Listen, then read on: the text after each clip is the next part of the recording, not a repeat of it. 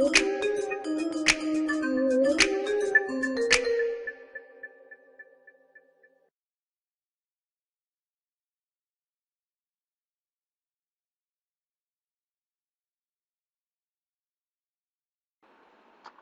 this video is going to show you how to pull up the Orange County tax deed website and where to go to find some of the information. This is no way a full title search. This is just the beginning of how to find it. Title searches, once you learn them, can take anywhere from 20 minutes to an hour, and there's no way I'm going to have time to do it on this entire video, but I can give you an idea of what it is I'm doing.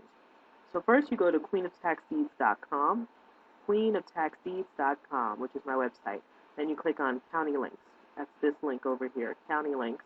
It'll take you to this page. This page is the entire state of Florida, all 67 counties. This is a list of PA stands for Property Appraiser, TC is Tax Collector, CC is Clerk of Court, and down here for Orange County, that is the Comptroller. Then if you also are interested in doing research on other states, you can go here, find your county in the National Association of Counties. So what you do, you would click here, find the state and then the county, and it'll also take you to the corresponding sites that I have listed here as well as plenty of other websites here. All right, and if you haven't already, go ahead and click on there to get our updates and information, including the newsletter. All right, so first, this one we're going to do is Orange County. Orange County puts theirs on the Comptroller. We're going to the tax deed sale list. Every other county in Florida, it's the CC, Clerk of Court, except for Orange County where you go to the Comptroller. So you pull up the Comptroller, and one of the first things you're going to see, and everybody always misses it, is this is a disclaimer page. So you just scroll all the way down, and you just click on Accept. Once you're there, you're going to come across this site. And here's some rules that they have here as to how much you can bid on and things of that nature, on what your deposit has to be. So we're going to do active sale as the status. You only need to select the options in status and sale date. Active sale, and then we'll just pick a date for an auction, okay? So for this example, we're going to go ahead and pick February 6th. So we did active sale already February 6th, and then we just hit search. That's all you need to do. So 17 items came up. See, that says 17 items found. If there had been more items here, and what I like to do is come here and hit 100. And that would show you everything on the page. So right now we have no idea what the properties are. We've got the tax sale number, we've got the sale date, and the applicant's name. That is the person who decided to turn in their certificate so the property can go to auction and people can bid on the property. So this is just the certificate holder's name. Then you've got the status, which means it is an active sale. If it says redeemed, that means the property owner, paid off the taxes and it is not going to sale. That happens. And then we've got the parcel number, and we've got the minimum bid. That is how much the minimum opening bid has to be. Now remember I said this is the amount that is used to satisfy what the certificate holder, who in this case is called the applicant, has at the auction. Right? All the fees, all the back taxes, all the interest, everything they had to pay to bring it to auction, that is the opening bid, which is also called the minimum bid. Then we've got high bid. Once the sale happens, the high bid will be here. Let me back up and show you one that's already finished. Let's back up. We'll do,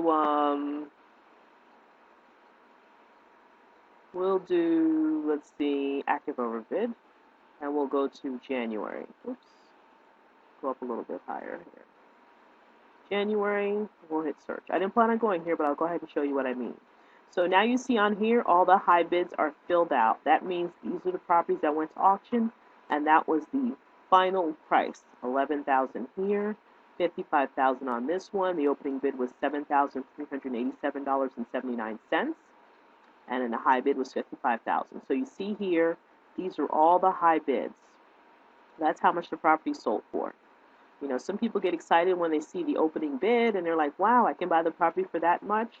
No, it's a competitive auction. Other people are going to be there bidding and wanting to purchase the property. So don't think you're going to be able to slide in there and get excited about what the opening bid is. That means nothing, when it gets to the auction. So now I'm going to go back to active sale, February 6th, and hit search. All right, so I've already explained what's in these columns. So there are no property addresses listed here. You have to look it up using the parcel ID number. So in order to see the information on this property, all we're going to do is select it. Just going to click. You can click anywhere across that line. Now, this is how the screen is organized in Orange County. Right here, these are actual PDFs that you can open. Right here in the upper left-hand corner. It says View Title Search Report. That is the latest title search that they had run. Remember, it's a few months old. Then there's another section called View Other Documents. And then right here, you can see the sale number. This is very important because basically that's how they keep track of properties going up for auction. It's the sale number. If you plan to bid, you better know what the sale number is. Then we've got different tabs here. We've got DR 513, Parties, General Miscellaneous, Overbid, Lands Available. Okay, and then we've got our deed status. It's active, parcel ID number, and the sale number, February 6, 2014.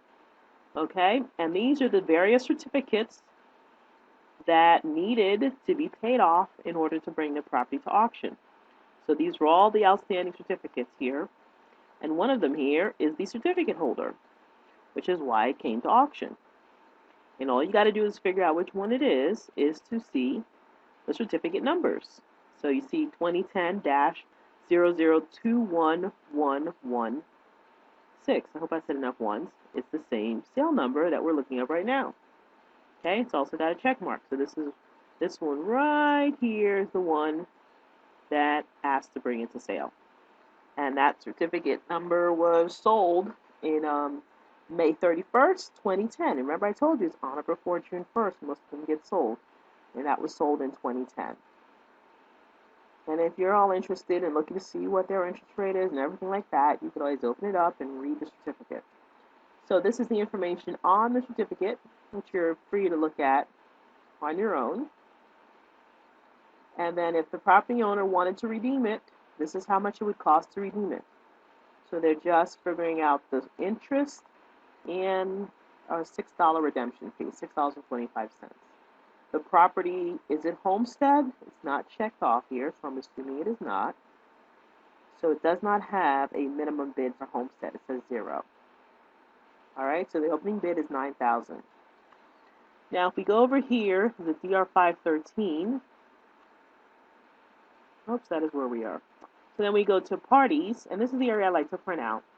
And these are interested parties. These are either people who have an encumbrance on the property, lien holders, and the property owner. So these are all the people that should have been notified that the auction was going on. And when you come on a field trip, I will show you how to verify notification. Okay? The assessed party is usually the owner. Then over here to general, it just has information on what they did when. Now remember when we spoke, I told you that although the sale is happening, what's the sale date? February 6, 2014. This title search was completed October 17, 2013. So we've got October, November, December, January, February, a good 5 months since this title search has been updated. So within 5 months, anything could have happened. They could have had more liens. They could have had, attached a mortgage on the property. All sorts of things could have happened, which is why it's important you learn how to do title searches so that you can find out what other encumbrances are on that property, because you just can't rely on this report here that's in the file because it's going to be an old report. Then this is the date the application bill mailed, and that was December 13, 2013. And then advertising was submitted, and the warning letter sent out, sheriff's letter mailed. That's a letter they sent to the sheriff asking him to go serve different parties. All right, and then let's see here, miscellaneous, legal description. Then we've got overbid. This is going to be filled out after the auction. And lands available, which in Orange County, usually there's nothing. And there's nothing on here. Actually, this one didn't go to lands available.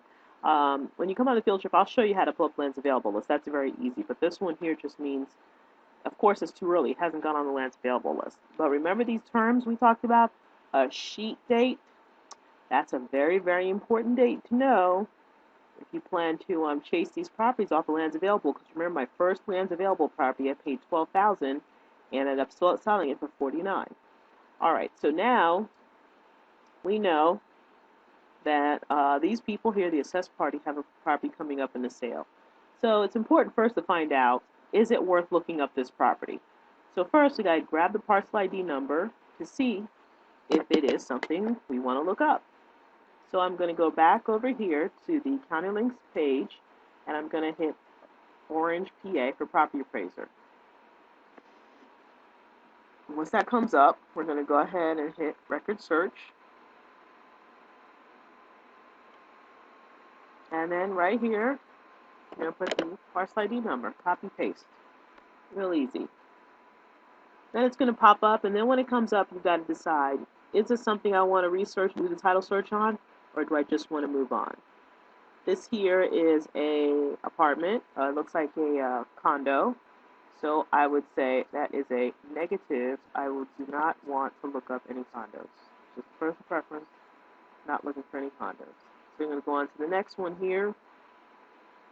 And then sometimes if they have like a bunch of condos in one auction, you can just look at the legals. And the very first few numbers of the legal, if they're all similar, it's probably all in the same subdivision. Right? Do we have that case here? Alright, so this is here is another, of course, another condo. I'm not interested in that. So we're going to come back. Okay, we're going to hit this third one.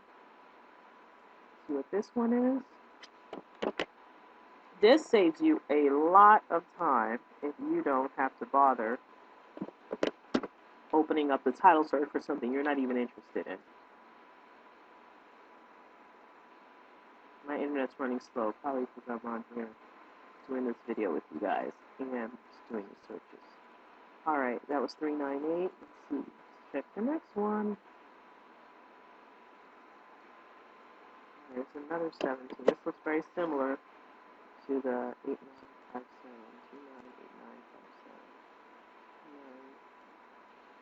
Let's see what this one is. Oh shoot, no wonder. I don't think I pasted that last one. Alright, I have to go back and do that last one again. But we'll see what this one is right here. Another condo. Of course, you know, all these things over here as an example comes up all 397. I don't think I put this number in correctly. I think that might be another condo. Let's look at the parties real quick. Unit 11. And those are the parties. So I'm going to skip that one too. And let's try this one. 396. And there's also another apartment, a condo. This is 377. I'm just looking at the address here for the person. I believe this is another condo. That's 377. 376. Okay, this looks like it could be another condo. Condo City here, 376. Let's look at parties. Walden Circle. All these are possibly all in the same area here. 17, 20.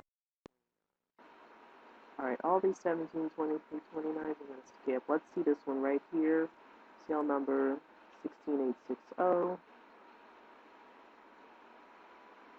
Choose Louise. Alright, let's see. This may not be. It says Elise Street. This may not be. I was just quickly looking at the addresses to see if their mailing address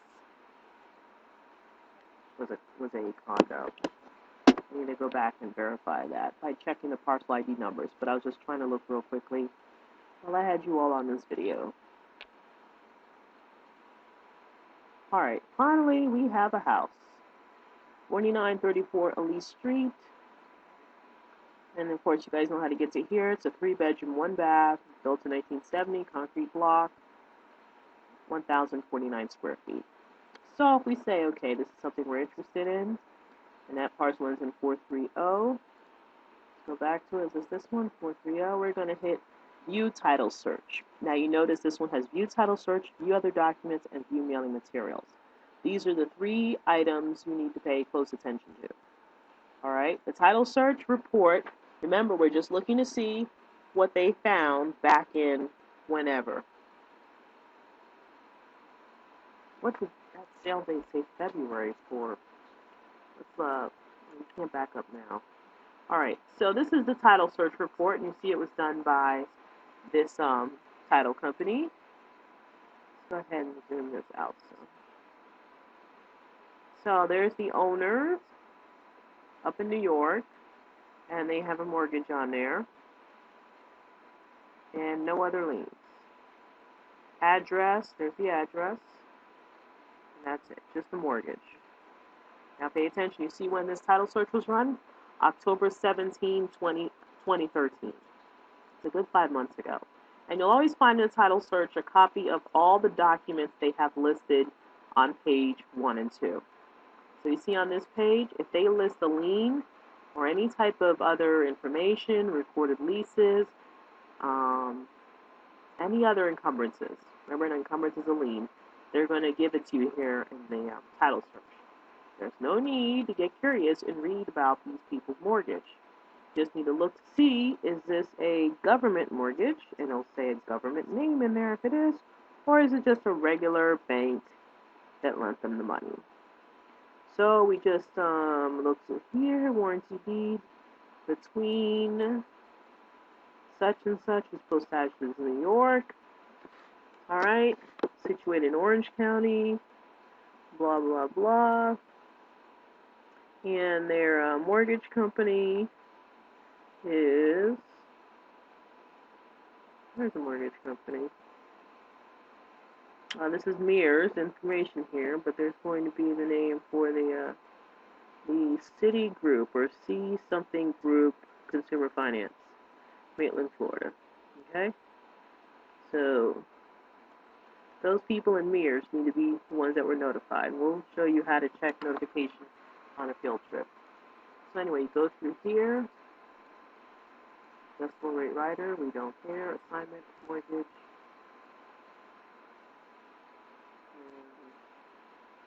Sometimes you do want to follow the assignments just to make sure that whoever was assigned to was then notified as well. So this was the Bank of New York.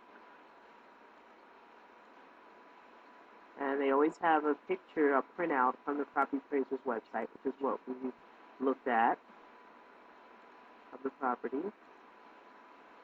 And this is a satisfaction of the mortgage.